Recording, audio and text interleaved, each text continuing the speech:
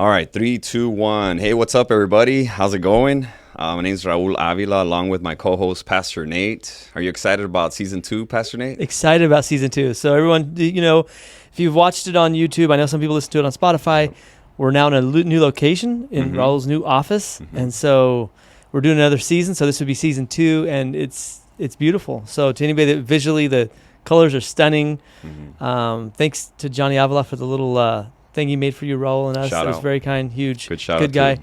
But yeah, we're excited. It's going to be fantastic. Obviously, we took a little pause, and we're back. And so we hope it'll be a blessing to people.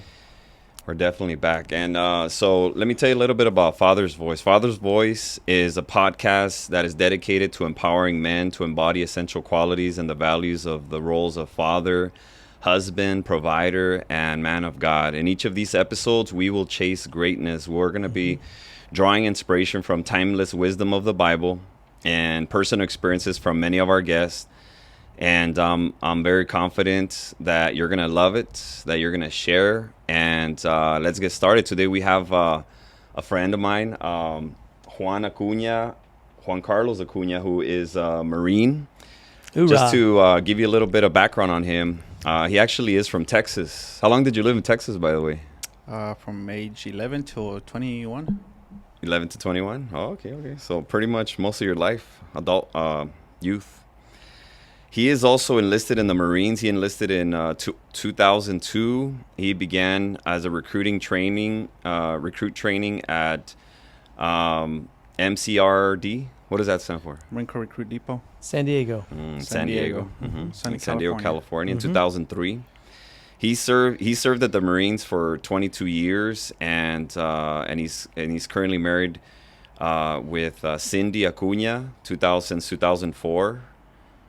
So over 20 years of marriage. Yes. That's good, JC.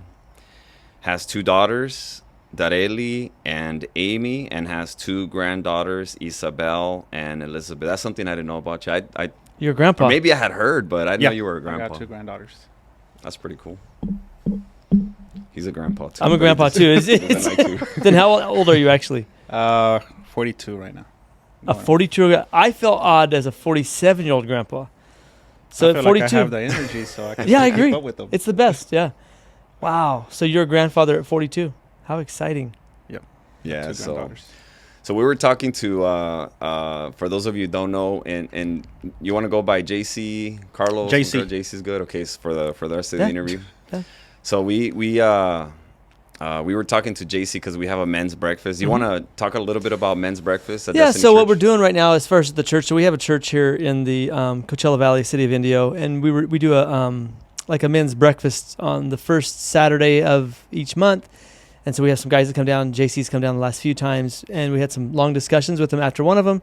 And me and Raul were talking. We're like, we need to have this guy in for the podcast. Yeah.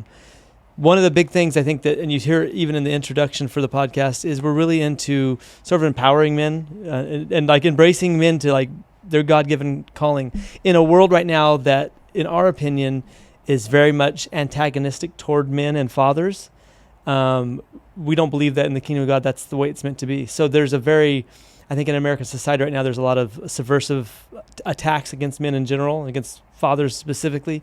And so we were both impressed with your love for life, but really the fact of who you are and how you embrace like what God's doing in your life. I want to ask a couple things though. So 22 years in the Marine Corps. Currently. Currently. Still going. And still going. Yes. And still have a smile on your face and joy in your heart. Yes. I still enjoy it. So that's a pretty long road. I don't know a lot of people that have been there that long. Say, for example, in the Marine Corps. And I've heard lots of people for different reasons. There's a variety of reasons why people would pull out of that. How do you? What's the key for that long endurance? How are you doing that so well and still certainly enjoying it? At the beginning, I think it was the fact that I enjoyed my military occupation, my job. What kept me going afterwards was the fact that I was able to take new Marines that were coming in, young men, 18-year-olds, that they didn't know what to do because they were lost. It was new to them. So guiding them gave me that sense of purpose. It wasn't a monetary value. It was more like, you're doing well, keep on going. So the coaching, mentoring, that's where you enjoy. So you get a lot of thrill out of that. Yes, it's because you can check the Google, you can check online and check everything. You see how much we get paid. It's not going to get rich doing it. No. But it's that more of a personal satisfaction that I received from that kept me going, the fuel to keep on going. That's impressive. Yeah, I'm excited to talk about some war stories. He told me of one, and it's pretty. All right, pretty we're already exciting. here. Right, we'll go back eventually and figure out your childhood. But since we're already sort of in on the let's get Marine into thing, the, let's get the gory. I don't know. Yeah. So the good reality stuff. is in your military, there's a lot of reasons to join the military, service, etc. But basically, the military is there, especially the Marines, to kill what we would call bad guys. And I'm not trying to oversimplify, but there's some level to that, right? Mm-hmm. And so obviously you've been deployed, Yes. and so you can obviously share what theaters of combat you're in, what countries. So I did 2 deployments to Iraq and 1 to Afghanistan. So back to back to Iraq, and then there was a pause, and then I went to Afghanistan. So I've done a total of 3. 3. And so what years were you in Iraq? In Iraq, 2006 and 2007, and then in Afghanistan in 2010. So were you there for the Battle of Fallujah or no? No, No. not the Fallujah one. I was there for the Sangin, what we call the Sangin push. And What is it called again? Sangin, it's a whole area that they have over there that they.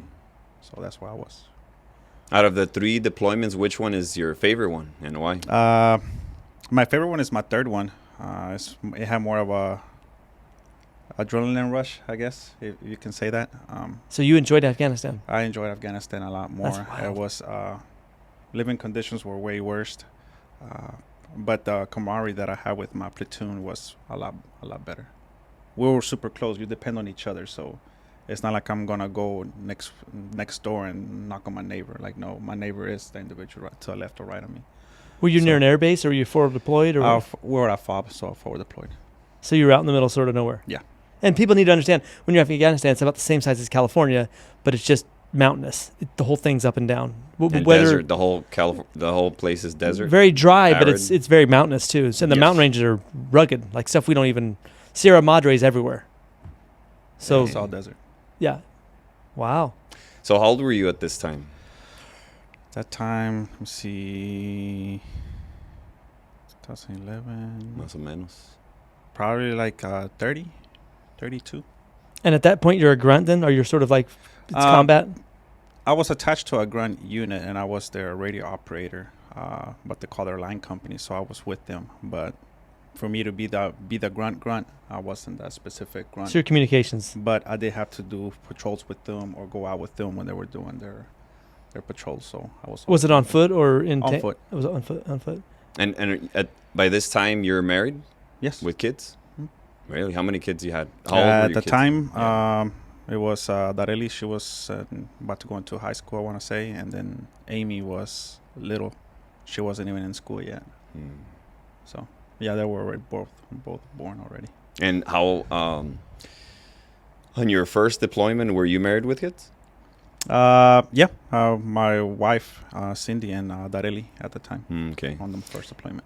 As an overview, when you look at Iraq versus Afghanistan, do you think, if you looked at, like now you've drawn back, you've had the experiences, were they worth going to? Was it worth being in those countries? Like, in other words, was the United States investment in those countries worth it when you compare maybe Iraq to Afghanistan? Or Since I've been in service, I have never paid attention to the politics. you've just done your job? I've just done my job, Yeah. and I go and I serve there with the individuals that are there to Mhm. the left or right of me. So for me, it was worth it because I saw men grow. Yeah. I saw a better version of myself. I was pushed to my max, and it's either grow or stay there. So, so I believe that for me, it was worth it, regardless how the living conditions or how the Yeah. experience was. being away But how from about home. now, looking back?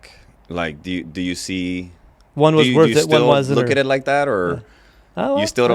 don't? You're not into the political. someday. Oh, okay. Maybe Interesting. afterwards, yeah. Once Yeah. I'm done with the service, I might look a little bit different at things. But right now, like, if I personally, that's my personal opinion, that if Yeah. I start putting a little bit of thought on the politics, I might have a different point of view, and that can cost not my life or my Oh, platoon's okay, life. okay. One of the guys I know, Makes Ken sense. Calvert, he's a congressman from this area, and I asked him if he ever regrets any of his votes, and he told me he actually regretted voting to allow our troops to go to Iraq. he said that's one of the things he regretted, just because it may not have been worth it. And that was his as a politician, and I know you're not necessarily there. So going back to it, is there any stories out of the situations that you were involved with there that you can share that sort of highlight your experiences in either country? One of the experiences that kind of stands out to me is a mother's prayer. I've always heard it that a mother's prayer is strong, and I guess I lived it. I remember when I was in Afghanistan, and there was a message sent out to me saying that, hey, you need to come see when you get this message, when you get to Camp Leatherneck, please come see the career planner, because there's a message for you. The message was for my eyes only. So they tell me, hey, you need to come look at this message. It says for your eyes only. So I'm thinking it's probably something important, because I am the radio guy. So there's got to be maybe some type of changes that need to happen so be able to communicate, to be able to get the support that we need. Once I get there, I found out that the message is, when you get here to Leatherneck, please come see the career planner, because you got orders to recruiting. But before that, like, I'm getting all my gear to be able to go to the vehicle to be able to check this message. And I'm like, okay. And as I'm stepping out, I hear my middle name called. My middle name's Carlos. Nobody calls me by that name anywhere. I hear Carlos, and I was like, what? Carlos. And I turn around. As soon as I turn around, like, just to see, like, a second look to see who's calling for me, there's a bullet that just hit straight into the like, head high. Later on, a little fast forward, like 30 seconds later, there's a message, hey, be advised, there's a known sniper in the area. I was like, I already know. Oh, wow, he took a headshot at you. I already know he's here. And then we just all the vehicles started putting fire in that direction. And that's Afghanistan. And that was in Afghanistan. Yes, that was the one that's the one that stands out to me. And when it happened, I was like, I'm grateful for my mom's strong faith. Like, her prayers saved me. Yeah. So that's. So who called you Carlos? Don't even know. No way. That's crazy. Yeah, but I've always known that. Did the guys there know that name? No, so nobody knew. So it might have been one of the guys, right? No, they didn't know my name.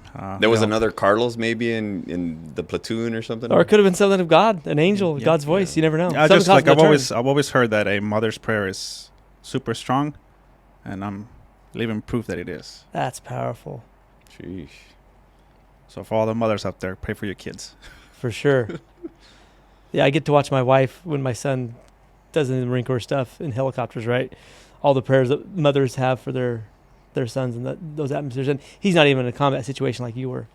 Wow. Yeah, but that's the one that always stands out to me, and I'm like, it's just I can go recruiting. So that's Afghanistan. Now, was there any other incidents in Afghanistan in terms of combat situations you were involved with it? All the other ones just maybe it's just because I feel like it's my job. They weren't to that extreme. It's like, yeah, we were under stress. Yes, we were in firefights. Yes, I hit IEDs, but I was always whole. I was always safe. So I just wanted to make sure that my team was good, because I wasn't going to succeed without them. So my focus was always them. Now, you had the big antenna on your back too, or no? I didn't have the 10-foot whip. I had like a 3-foot. Every now and then I might have to put the 10-foot, but it wasn't too much. So the story you told me, would you mind sharing when you were in the Humvee and is that Iraq something or crazy happened? That was also in Afghanistan. That was I remember I had one of my platoon commanders, and we were pushing on MRAP. It's one of the older ones.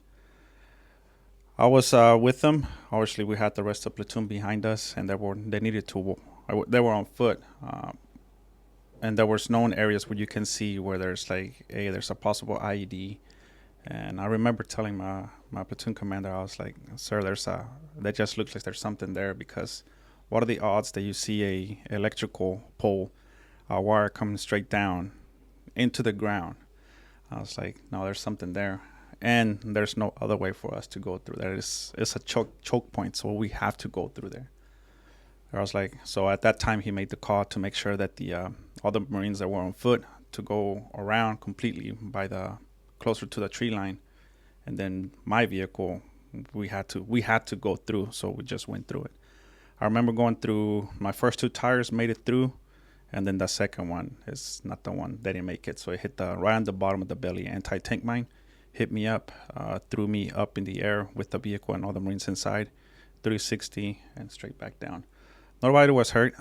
Everybody was strapped, maybe 1 or 2 concussions, but that was it. Was the vehicle destroyed or was it still? Oh, yeah. Yeah. Yeah, all the tires were gone. Wow. So it's like one of those 8-wheeled vehicles, right? Or yeah. It was 4, but the way 4, that okay. they were shaped, there was like a V shape at the bottom. So and it just deflects hit and it just reflects the... Yeah, but threw me up in the air, 360, and straight back down. How many people were in there? 1, 2, 3, 4, 5, 6, 7, like around 8. Wow. 8 of us.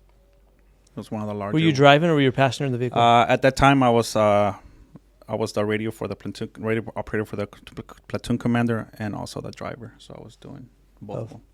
And do you think somebody detonated or was it like pressure sensitive? It was pressure sensitive. Okay, so it was just sitting there. There was nobody watching you guys. No, but Wow. it was the way it looked. I was like, "There's no way. There's something there." So And you guessed right. So, these it was a Humvee.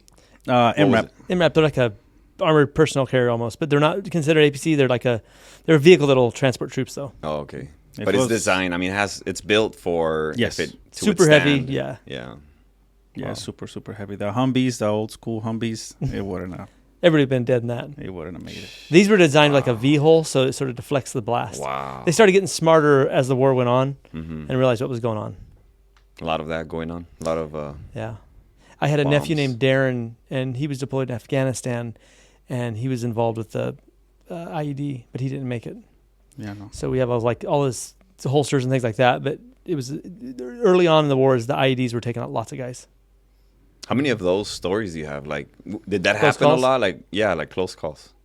I hit two IEDs that I've personally hit. Both in the MRAPs, Mm-hmm. And then other ones, motor rounds. I've been motored, and then RPG'd. So it's just a lot of people was like, I can say it's like if you put everything probably in a movie, It would make a good movie. it will make a decent movie, at least for me. But it's one of those where I'm there, I did it. I'm not proud if I got the T-shirt or not, but I know that I didn't lose anybody.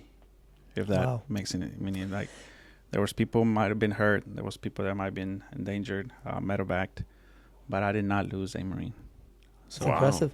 Now, is that partly attributed to the reality that our weaponry and armor is so much superior to the enemy? Was that part of the idea? and their training, the Ah. Marines, Well, listening and trusting. Like that's the biggest thing, trusting. I believe that was being taught to them, and that they rely on it. Because you have to trust somebody regardless. You end up being a family. Oh, yeah. Because you have to. So how connected are you with these guys that you built that family bond? Obviously, we rotate every 3 years, so either they move on with their careers. I think that's probably been my failure, that I'm not a person that stays in touch with a lot of people. But when we were there, we were pretty close. I always thought like I would do anything for my own blood, like my brothers, sisters, parents.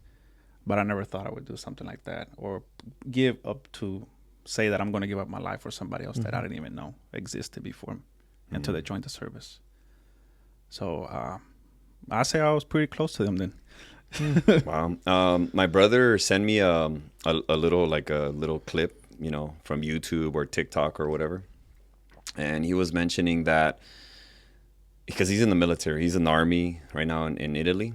And he mentioned that a lot of military guys commit suicide. A lot. I guess I would say a lot, I don't know what percentage of everybody that is in the military, but he was saying that you should talk to somebody. It was kind of like giving advice to a military person if they have suicidal thoughts, that they should talk to somebody, tell somebody, like don't keep it to yourself, because you might be able to get the help or whatever. And I remember I talked to you about that one time, and I asked you, and you shared with me, if I remember correctly, that it's about the mental toughness, something about mental toughness, that you've never even gone through that yourself. But can you talk a little bit about how how maybe somebody that's listening to this they could hear something that they might help. They get help with that. I believe what helped me is the fact that I was being honest with myself. I had to swallow that pride, because when you're in the service and you're doing anything in the military service, in my opinion, you're representing 1% of America. You're top notch. You're doing something right. So you don't want to show weakness, because weakness can be taken advantage of. So at those moments in time, in my opinion, it's like I don't want to let somebody know if I'm having issues, because then if I want to continue service, it might be frowned upon, or I'm not able to get a stay in, which that's not the case. Get the help that you need, and you can still continue your career in the service, whatever service you chose to serve. But for me, I believe it was being honest with myself that helped me, because obviously I knew what my routine was. I knew what I was doing. I knew what I had to adapt to in the circumstances that I was in. But when I came back home, things were not the same, meaning they were the same probably for everybody, but not for me. The AC kicked on, can trigger me. Anything, a old school truck fucking popping, like when you're trying to start on, it just backfires. That could have triggered me. So I remember telling my wife when I got back, I was like, look, because they got me beer. I was like, I do want to drink a beer. I'm not going to say I didn't. I was like, and I'm going to drink it, but then I'm not going to drink probably for 6 months.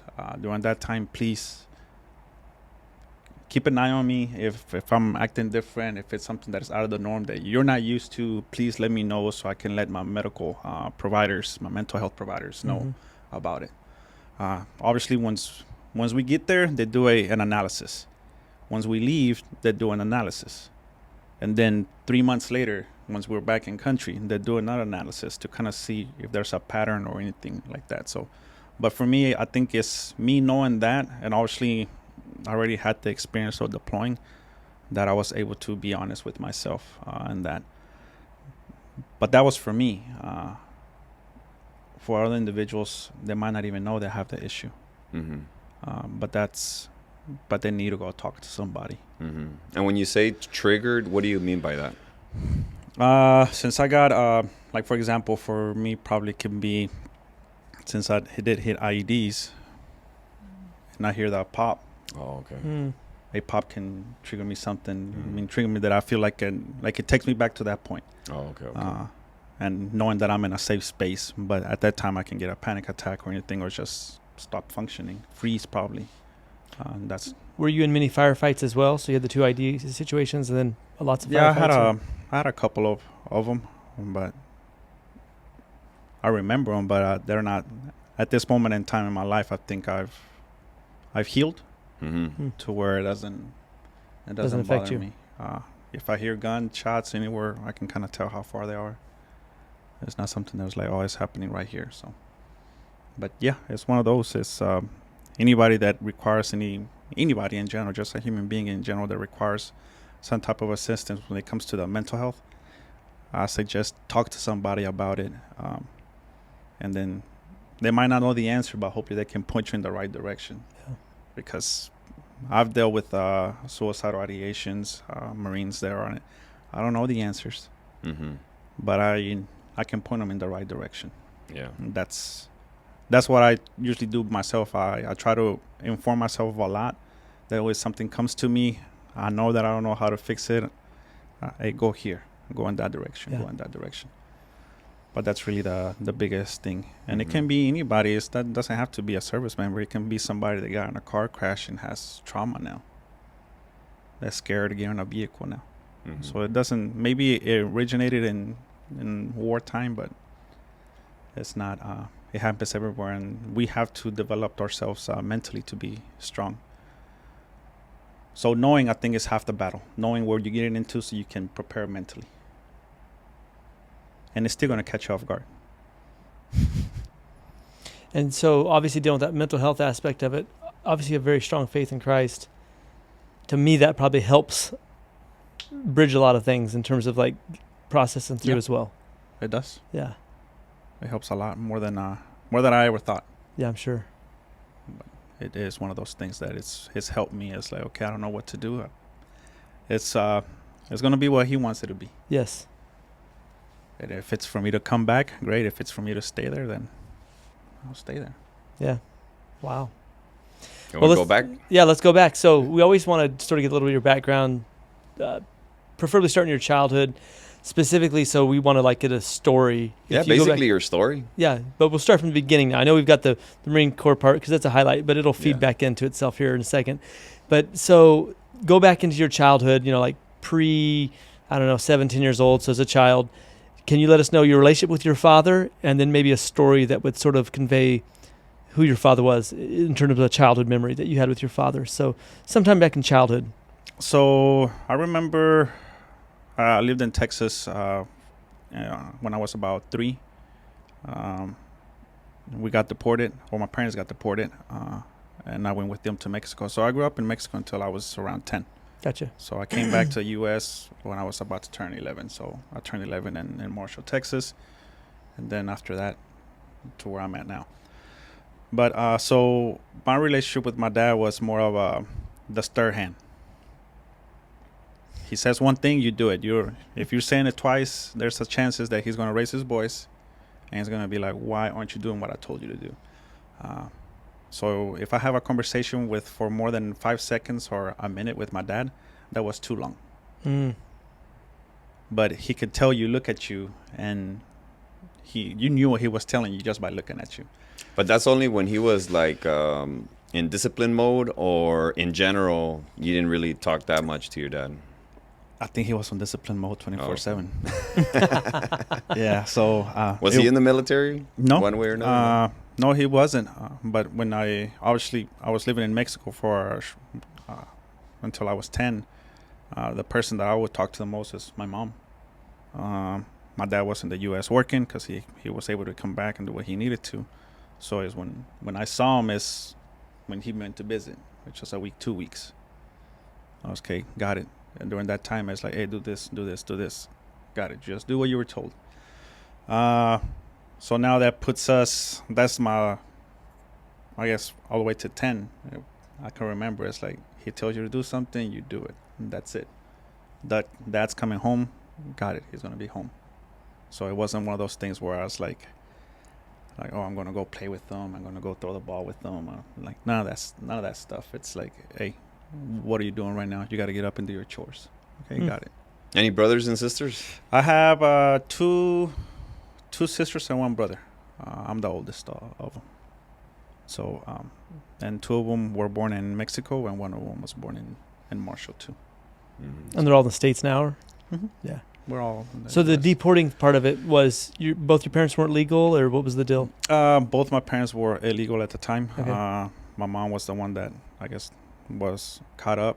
My dad was at work, so they didn't get him. But eventually, he met us back in Mexico, and then he came back. And then you guys were able to get like visas or whatever to get back in the country? My dad at that time, I think they call it amnestia, is when they started to be able to put paperwork to be able to get in the 80s. They had a big amnesty, right? Yeah. So during that time frame is when he put in paper for himself. Once he got it done, then he was able to fix for my mom and my siblings, because my mom had told him, it's like, I'm not going back to the U.S. unless everything's in order.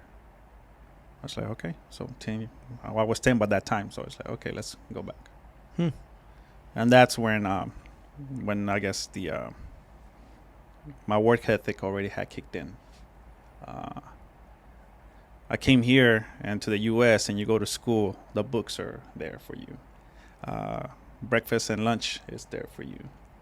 I was like, that's easy to go to school here. All you gotta do is show up. There's AC. I was like, this is simple. All you gotta do is show up, pay attention, do what you need to. I was like, I don't have water falling. Like when it's raining, my roof was a cardboard, so it's not dripping on me. Oh wow! I was like, this is a piece of cake. I just gotta show up and do what I need to. What do you remember about Mexico and that built you into the man that you are? That you remember? Yeah. Probably not that much, but I used to go to work to the cornfields with my grandpa, help him out. I used to, because my grandma also, my mom's side, lived on top of El Cerro, which is a mountain.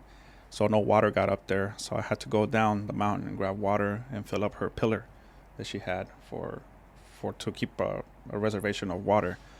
So what I remember about it is pretty vivid. I take everything that we have I cherish it, because I knew where my family was at one point in time. They didn't have it. So you'd physically carry like 5-gallon buckets back and forth up a mountain, Yes. so you guys would have water to drink and to cook with, etc. Yes. And so then, as far as like showers or toilets and things like, was that all there too, or was it more? Eventually, yeah, you can use the same water, but at times you just got to find out somewhere. It might have been a bathroom, but it was one that they dug the hole in so deep that. Right. So, yeah. Yeah. Wow. Cool. So what are some things that you learned from your dad that that really influence you in a negative or in a positive way? Like things I learned, things to do, things not to do when I become a dad. This is what I'm gonna do for sure. This is what for sure I'm not gonna do this. What would you say to Communicate more with my kids was one that I learned. I'm a firm believer that you can learn from the bad and the good. So it doesn't have to be good for me to learn something. They're doing something they're not supposed to. I know that that's the wrong thing to do, so don't do that. Do the opposite. If they're doing something that's right and is good, hey, that's what you're supposed to do, so keep on doing that. What I remember, one of the things that I do remember from my dad is the fact that he's like, be a man of your word. Nobody takes that away from you. The only person that has that power is you. You're the only individual that can do that. If you say you're going to be there at one time, be there at that time. Life happens. There is things that happens in life. Have the courage to like let the person know. It's like, hey, I have something else going on, something changed, whatever it might be. But it was, that's one of the things that I've always learned. And I still today, I might seem old school to a lot of kids because I tell my daughter, and I think she's caught on to it now, because she's like, well, they told me that we're going to do this and they didn't do it. And she gets frustrated. I was like, I know the feeling. I know the feeling a lot. But it was one of those things is be there. My dad also, what I took from him is the provider. He never asked or anything. He's like, what do you need? What is this? I always had food. I always had a shelter. I always had clothing. I always had medical. Did I have all the little things that I wanted? I want the Sega Genesis, the Nintendo. It's like, you don't need that. And he was right. I didn't. I wanted those things. I didn't need them. But he was doing enough to make sure that I was well off and everything. So I did learn that. They're like, hey, you got to be the provider for your family. No excuses. I never heard him ever complain about anything. That's good. I never heard him say, like, I got to work extra early because I got to pay this. I never heard him complain. He did tell me no a lot of things when I want candy. I was like, did you eat? There's food at the house. Did you eat already? It's like, no. Then go eat, and if you still want the candy, then let me know. But I usually forgot about the candy after I ate. So I didn't ask him. So generally, I would say, especially as a child, you had a good, he had areas to improve, as all fathers do. But most what I hear from about your father is it was a positive role model and a good man. Yeah. Yeah. Yep. To this day, it's the same thing. I tell him obviously he doesn't speak English that much, but in Spanish, it's like if I'm able to be at least, because I'm looking at him as he's standing up, and like, if I'm able to at least get to the level that you are, and I tell him to los talones, if I'm able to at least reach at your ankles at the type of person you are, I'm doing okay. It's good. But So you have a lot of respect for your dad. Yes. Yeah. It's good. How old is he right now? 65. You see him a lot, or? I went and saw him in March for his birthday, so I went He's in there. Texas. You're here in California. In Texas. Oh, okay. What part of Texas? 2 hours east of Dallas, closer to Shreveport, so little town called Marshall. That's awesome. So let's just transition into being a teenager, which obviously generally young men have challenges. Is there any situations as a teenager with your father that, as you're developing to be a young man?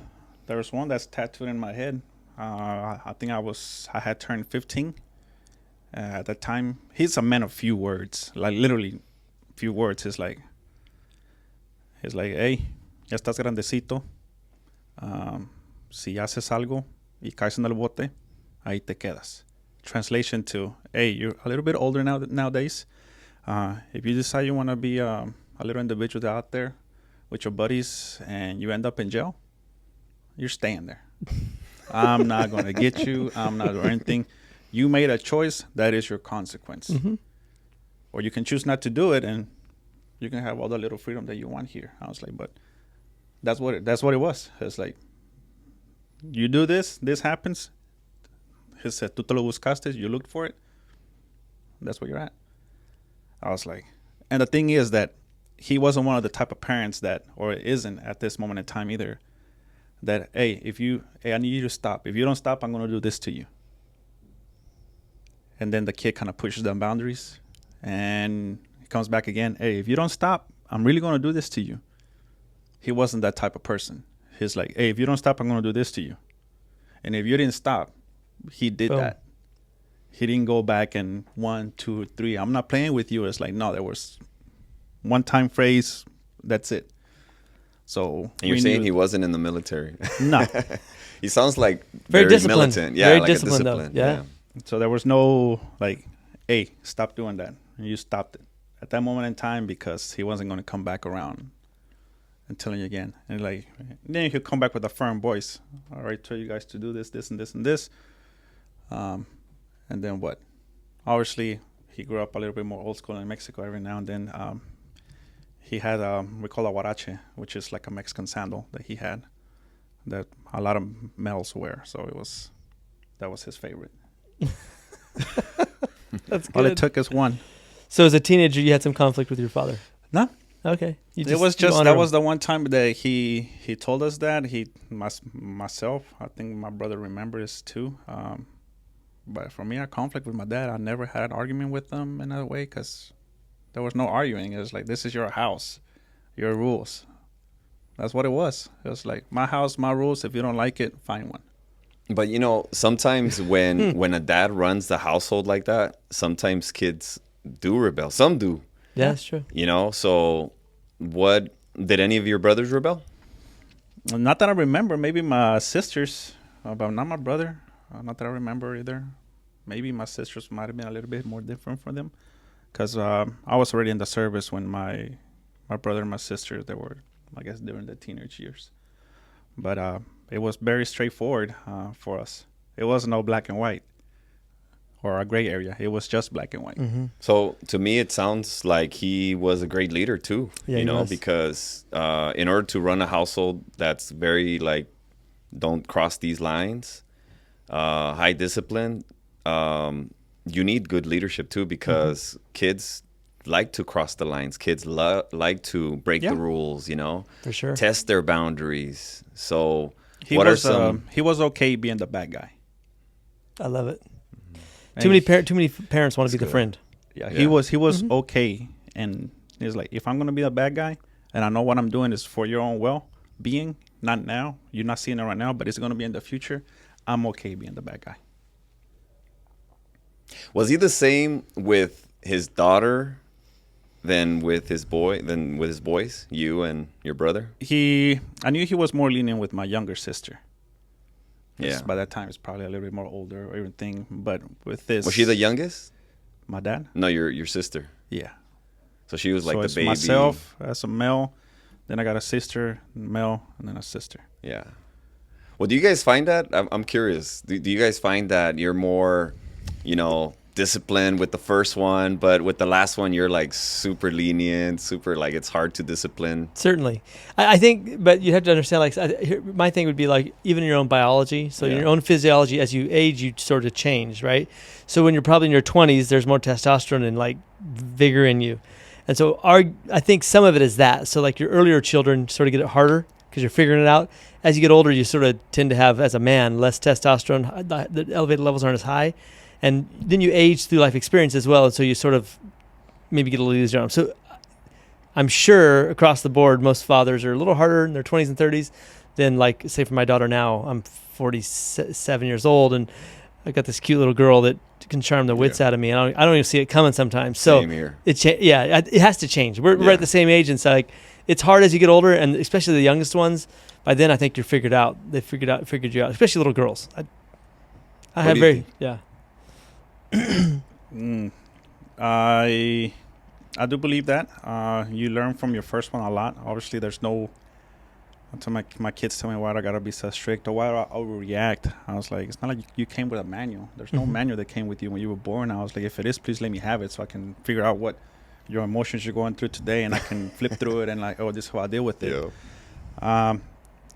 But for me, and I think it's probably one of the biggest mistakes that I've done with my kids is that I'm very quick at I guess punishment, but not punishing that's thing. When they do wrong, I'm like the first one. I can see it a mile away. But when they're doing good, I don't Recognize. I don't recognize it. Like that's what in my head. It's expected. It's expected. That's what you're supposed to do. So I think that's one of my biggest flaws. That because when you guys told me to come here, I was like, well, what are some things that I started to reflect more on myself, and that was one of the ones that kind of was like flagpole. It's like, hey, throw it up there. Is that they're great. My daughters are doing great, but I think I didn't cherish the little things that they did. Or recognize them when they were doing good. Hey, you're doing good. Boy, but I was quick when they were doing bad. You didn't do the dishes. I don't care if it was at 1 o'clock in the morning. I'll go wake you up. Up to this day, I'm like that. If this is your responsibility, you didn't do it. Why didn't you do it? Like I'm big on holding your responsibility. And like your dad, do you have any problems being the bad guy, playing the Nah. So your wife must be like very involved too in the nourishment and stuff like that. She's the one that because my daughter about a month ago, she says like I don't understand the dynamics between you and mommy, because you are very open. I'm able to have those conversations that my dad didn't have with me, but my mom did. She always talked to me. It's like, and I can talk to my kids. It's like, if mommy wants to tell me something, why isn't she the one telling me? And like, 'cause she doesn't have the words. Like she kind of grew up in the same boat that we did. Like maybe she had more liberty than I did. Like she had a bit more freedom. It's like, but parents didn't talk to us. There was no conversation, at least in with my generation, me and the oldest. There wasn't like, hey, you're doing a good job and everything. It's like, no, it's like, you go to school, you get good grades. That's your job. I was like, oh, can you take me out to eat because I got all A's? It's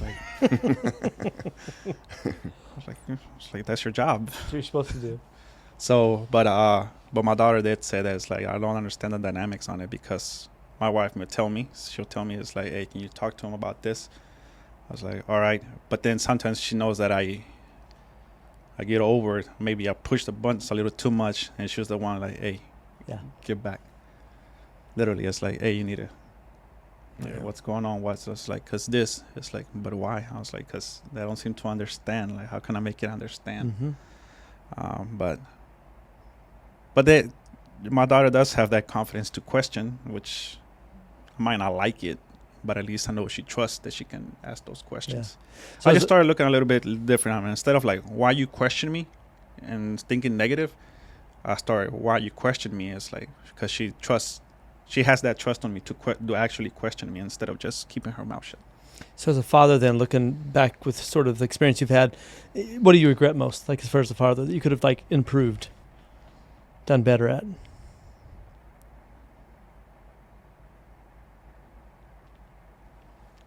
Probably the one that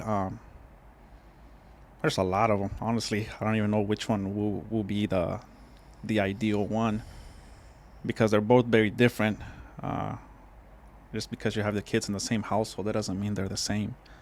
They were very different. One, I probably should have been more emotionally, instead of the stiff hand. The other one, that was my oldest one. I should have been there more emotionally and hear her more. The little one, just listen to her. Don't try to fix anything. Because as soon as the male side of me, like the fixer thing, you give me an issue, and I was like, okay, you're telling me because you want me to solve it. Otherwise, chances are you're not. Then why are you telling me? And all she wants is just to listen, just to be heard. Yeah. So I think that's where it is, because she'll be like, Papi, just listen. I was like, okay, I'll listen. Yeah. So those were the ones. I think for my oldest, I should have been there more emotionally, and for my youngest, it's just listen. That's good. And what are you most proud of as far as a father? I know right now if something happened to me and I was out of here, they might have to grieve a little bit, but I have no concerns about them making it in life. That's good. Now, the oldest just graduated high school. She's graduating this year? No, the oldest is 25, so she's in Kansas with her 2 daughters, and my youngest graduates next year. But That's right. that girl is cold-hearted. Amy, it's like I have no concerns about her. Like she's the type of she's a barely girly girl, but when you see her, it's like if she fits in, great. If she doesn't, oh well. That's good. Confident. It's like, Yeah. It's like, why do I need to? If anything, I need my parents, but you don't pay my rent. You don't provide food for me. You don't provide none. It's just like, don't get me wrong. They're still there. The teenager side, she still wants to have her friends and everything, and she wants to be liked, I guess. But it's not her priority. If she likes, great. If she's not, oh well. Good. But she's had to move so much that she's had to learn how to make friends almost everywhere she goes. That's good. So on your faith journey, what was your faith like? So were your parents religious? Did you sort of get your faith from them, or what was your faith journey in terms of your life? So before I joined the military, like my mom, her faith is she's Catholic, very strong faith that she has. I grew up with her and always went to church with her. When I lived in Mexico, on Sundays, go to church. I did the ushering, helped out in churches, because I wasn't the kid that was just gonna be there and kind of listen the whole time. Some of the words stuck, the other ones didn't. I was like, it's not like here that there's like, hey, there's section for kids or anything like that. All of them were in one place and in one building. So I was like, hey, can I help with the collection? He was like, yeah, you can help. I was like, okay. So I was doing that. I look forward to that. Fast forward, now I'm in the U.S., still helping out with collection. I started learning how to play the drums in middle school, just so I can be able to play on the band and church. So I was able to. So did you guys transition more to like a Christian style church versus Catholic when you came to the States? It was still Catholic, but it was still. But it had like music and stuff like that. Oh, good. So I was like, it was that, and then just learning about the word. I'm not going to sit here and say that I'm the guy that sat there and read the Bible. I always heard. I just listened to the word. Recently, I want to say within the past 3 months, like I'm flipping page by page. That's good. And my goal is to read the whole Bible. So I'm done with Genesis. Now I started in Exodus. So. And this is just new. This is new Yes. to you. Oh, that's wow. good. So what got you to inspired to do that? Everybody, my mom always tells me that I know the Bible, just because I've been around it. It's like, you know it. I was like, I don't know it. I've listened to it. I can. It's like the type of person that goes to like, oh, you're a boxer. I don't know how to box, but I can defend myself. Like I know what to say, what to do, how to. I can. It's one of those things. Fake it till I make it. I can do that. But what got me actually was recently when I did that Legendarios retreat,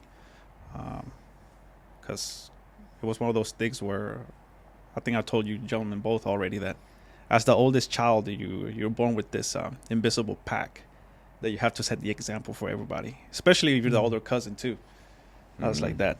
I was like there's no wiggle room for messing up if you're the older person. And that's how I felt. I always felt that pressure. And pressure is good, don't get me wrong, because it does push you also. So I don't regret that at all. But I've always been like that my whole life. And then recently, it was more of a physical one. It's like I was carrying my pack, and one of my teammates is like, hey, give me your stuff too. And for once, I wasn't carrying anything during that hike. I was like, oh, this feels good. I'm like, that's how it feels when you just turn everything that you don't want or that's anchoring you down, and you just turn it over to God. This is how it feels. I was like, it feels good. Boy, did it feel good. Wow, that's awesome. And what by the way, shout out to Legendarios. I mean, that's a retreat that I think every man should go to. Currently, it is only in Spanish, but we're going to figure out a way to eventually do it in English here in the United States. but it's something that has a lot of great points throughout the 72 hours that you're out there in the mountains. But when that happened to you, what was that like a thought that went to your mind that says this is how it feels, giving it to Jesus? Yeah. Because I was just walking. I was like, and I felt light on my feet. I felt like I was free. Like there's nothing anchoring me down. Like I can do. Hey, just follow this. Just follow me. Kind of thing. Enjoy the journey towards me. And maybe I can say I thought of it because yeah, I did, but he wanted me to think of it. Mm-hmm. He wanted me to physically feel it because he knows I'm a hardhead. A what? A hard-headed individual. Okay, yeah. It's like I'm the type of guy that like, okay, got it. And I can learn from people's mistakes, but I learn even more when I personally when I feel it physically. I felt it. I was like, this is how it feels. I want more of it. Well said. Well, I think we can start coming to a close here in a minute. If you were to give advice to, and I know you're a father of daughters, any dad that's out there, especially a young dad starting out, what advice would you give to a father, specifically with the area with raising daughters?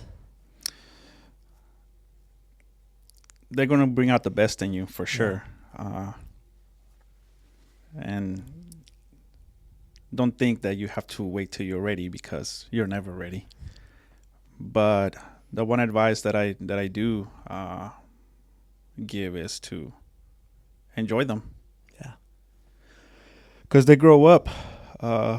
Teach them as much as you can, but also know that it's like you can't give them so much room, but enough so they can make their own mistakes and be there to catch them too. Because even though you might want to protect them from this world, you can't. Yeah. Like you can't. They're gonna make some of their mistakes, and from the girl side is they're gonna get hurt emotionally when they're older. When they start getting in relationships, they're gonna get hurt from their friends. They're gonna hurt and as a father, you kind of throw everything else out the window. You just want to go, who hurt my kid? But you gotta teach them how to be resilient. It's like, okay, got it. You're hurt. I get it. I tell my daughter, what do we learn? She's like, what do you mean? I'm like, what do we learn? It's like, this didn't happen for nothing, so what do we learn? Yeah. Instead of having to think on her emotion, I have to make her think. It's like, well, I learned that this person did this, or this person said that, or I learned that I don't like this situation. I learned that I don't like this. So, okay, so how do we fix it? Don't put myself in this situation. Yeah. Look for this type of person. Look for this. Look for people that have the same likes or dislikes that I have. That have the same values as I do. I was like, okay, so it wasn't for nothing. You learned something. Just don't forget it, because otherwise you're going to find yourself in the same boat again. Yeah. So I try to take I don't like to make things complicated. I try to take the most simplest approach possible. Because then I won't forget. It's always, it's like, okay, got it. You didn't like that. Great. What did we learn? So your daughter that's in Mexico, that's in Texas, two grandkids? Kansas, yeah. In Kansas, what is she married? Yeah, and how's that relationship like with you and the guy? How did it start? Like if you were to give me advice. Don't be like me. Don't be like me. So I was in Japan. My daughter was here in the Palm Desert area. And I remember I came down for a course in touring on palms. And then I came and my wife told me, it's like, oh, Darely's going in town. I was like, okay. And her boyfriend is here. I was like, whom? They're like, yeah. I was like, okay. And you never met the guy? Never? Nah, never before. I was like... You didn't even know she had a boyfriend? Maybe? I heard of him, but never... Never seen him present himself? I was in Japan, and it was during COVID time frame too. So they made each other. I think if I remember correctly, online, they kept on conversating and everything. And then I remember meeting him for the first time, and he brought some stuff over. And I was like, I just remember telling him, I was like, look, things in life are going to get hard. Obviously, I'm talking because I know my daughter. I was like, you're gonna show me what kind of person you are. If you're just here just to play around, or you're here for the long haul. I was like, because there is gonna be some issues, and there's gonna be a time that she's gonna need you the most. And at that moment in time, I'm gonna see the type of man that you are. Yeah. That time has come. That time has passed, and I had nothing but respect for him. That's cool. I don't have a close relationship with him, but if he needs me, I'm there. So you told him this in front of her, or you took him to the side? No, I told this in front of her and in front of his dad. Oh, wow. Interesting. Yeah. That's good. That's good. And how did you come up with that? Like, what is that something you learned in the military? Did you see your dad do that, or? From all kinds of, from being in church, from going to a lot of weddings, from my parents. You're not in there like till death do you part, and the good and the bad. Not every relationship is going to be good the whole time. There's going to be some bad ones. And obviously, in my opinion, the bad ones are the ones that build up for the good ones. So that's what I said, because it can be where you run into a stressful situation or something like, oh, I'm not in it for this. I just want the happy times. Then why are you in the relationship in the first place? Because everything's good. It's a roller coaster. It's good and bad. Yeah, it is. Some gray areas. So, Tanner's been great. My daughter's happy, and I'm happy. So. And did you pray for a good man for your daughter and your other daughter too, or is that something that not really, or what? Like, I've always been close to church. I recently became close again, but I've always been a firm believer of actions speak louder than words. I don't think I prayed for it. I think I showed them. Yeah. Mm-hmm. I showed them day in, day out, the way I treat my wife. This is the way you need to be treated. That's good. So, example. If there's anything, and if there was a conflict or anything with my wife and I never discussed in front of them. It was always behind closed doors. So if she's sick, I made sure that she was taken care of. So I never went to that point where it's like, hey, this is what you have to do. Like, no, I specifically, day in and day out, I show them how they're supposed to be treated. That's good. Very good. Very cool. Good. So it wasn't words. It was JC's, actions. Yeah, I know. I agree. JC, you're phenomenal. So thank you for coming in and sharing your story with us. It's beautiful and it's inspiring. I think it'll help a lot of people, no matter where they're at in life. So thank you. You're welcome. Thanks for joining us, bro. Appreciate it.